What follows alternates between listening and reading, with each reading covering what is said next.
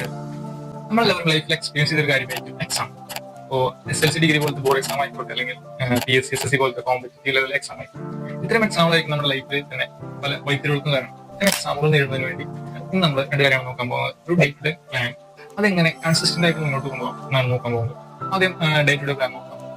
ഇതിൽ 3 സ്റ്റേജ് ആണുള്ളത്. സ്റ്റേജ് 1 എന്ന് പറഞ്ഞിട്ടുണ്ടെങ്കിൽ നമ്മൾ ബേസിക് ആയിട്ട് ചെയ്യുന്ന കാര്യമാണ് സ്റ്റഡി. എക്സാം കേട്ട് കഴിഞ്ഞാൽ എല്ലാവരും 6-7 മണിക്കൂറൊക്കെയാണ് ഇരുന്ന് പഠിക്കും.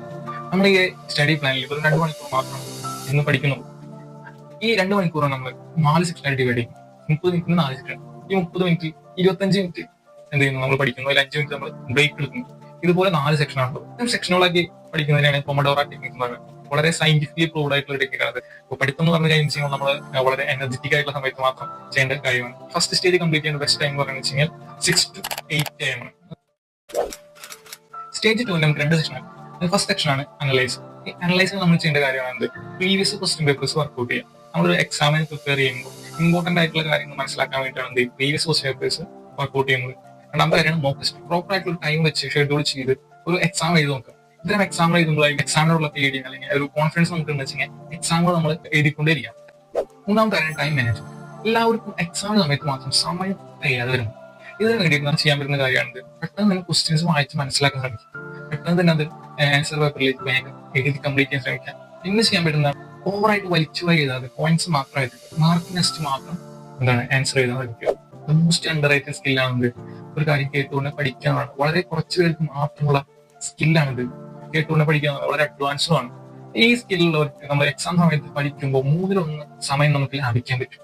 അതുകൊണ്ട് ഈ സ്കിൽ എല്ലാവരും ഡെവലപ്പ് ചെയ്യാൻ ശ്രമിക്കും. ഈ സ്കിൽ ഡെവലപ്പ് ചെയ്യാൻ വേണ്ടിയിട്ട് മെയിൻ ആയിട്ട് ചെയ്യാൻ പറ്റുന്നത് നമ്മുടെ വോയിസ്, പഠിക്കുന്ന സമയത്തുള്ള വോയിസ് കീപ്പ് ചെയ്തിട്ട് അത് നമ്മൾ റിവൈൻഡ് ചെയ്തിട്ട് കേൾക്കാൻ ശ്രമിക്കും. അപ്പോൾ തന്നെ നമ്മൾ ഓട്ടോമാറ്റിക്കലി ലിസണിങ് സ്കിൽ കൂട്ടിയെടുക്കാൻ സാധിക്കും.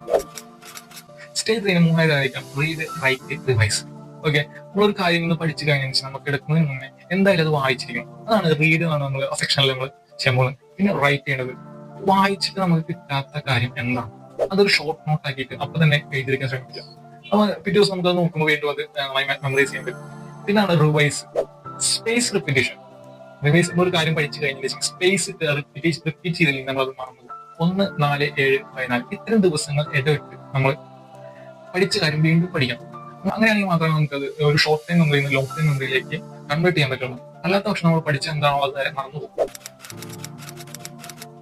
How to be consistent. ഒരു പ്ലാൻ സ്റ്റാർട്ട് ചെയ്ത് കഴിഞ്ഞിട്ട് 4 ദിവസം നമ്മളത് ഫോളോ അപ്പ് ചെയ്തിട്ട് കുറച്ച് നാൾ കഴിഞ്ഞിട്ട് നമ്മളത് അവിടെ പോകുന്ന ഒരു പ്രവണത നമുക്ക് എല്ലാവർക്കും ഉള്ളതാണ്.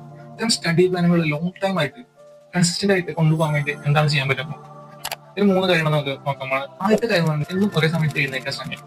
എന്ന് നമ്മൾ ഒരേ സമയത്ത് കിടന്നുറങ്ങിയിട്ട് എന്നും ഒരേ ടൈമിൽ എഴുന്നേൽക്കുമ്പോൾ തന്നെ നമ്മുടെ ലൈഫിൽ തന്നെ വളരെ ഡിസിപ്ലിൻ അല്ലെങ്കിൽ ഒരു ചേഞ്ച് നമുക്ക് ഫീൽ ചെയ്യാൻ പറ്റും. ഒരു 7-8 മണിക്കൂറോളം മിനിമം ഒരു ദിവസം നമ്മൾ ഉറങ്ങാൻ ശ്രമിക്കും.